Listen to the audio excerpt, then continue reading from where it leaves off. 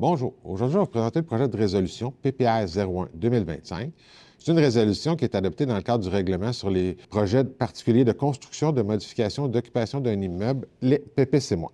Le PPCMOI qui a été adopté, dans le fond, c'est pour le 695 à 699 rue d'Offrune. C'est au coin de la rue d'Offrune et du 9e rang.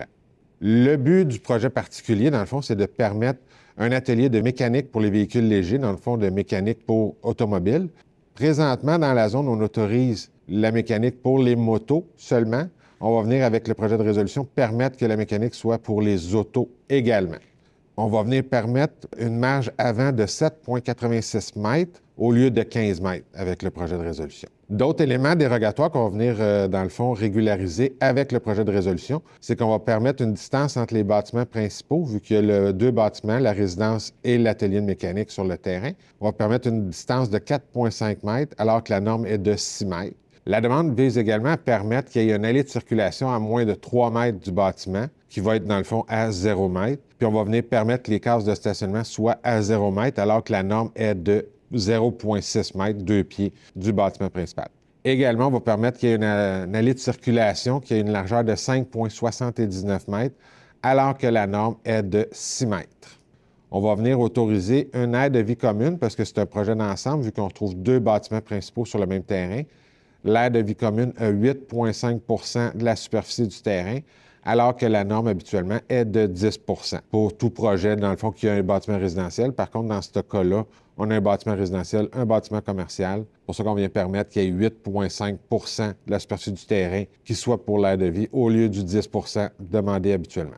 Également, au niveau des normes de lotissement, on va venir permettre qu'il y ait deux bâtiments principaux sur un lot qui a 1550 mètres carrés et une largeur de 36,58 mètres, alors que la norme, dans le fond, ça devrait être 50 mètres vu qu'il y a deux bâtiments et 3000 mètres carrés vu qu'il y a deux bâtiments sur le projet d'ensemble. Dans le fond, on va venir mettre une condition pour l'autorisation, c'est que l'atelier de mécanique ne soit pas agrandi. On va permettre l'atelier de mécanique à la grosseur qu'elle a actuellement, mais pas d'agrandissement possible pour cet atelier de mécanique, qui va être considéré comme étant dérogatoire, mais protégé par droits acquis.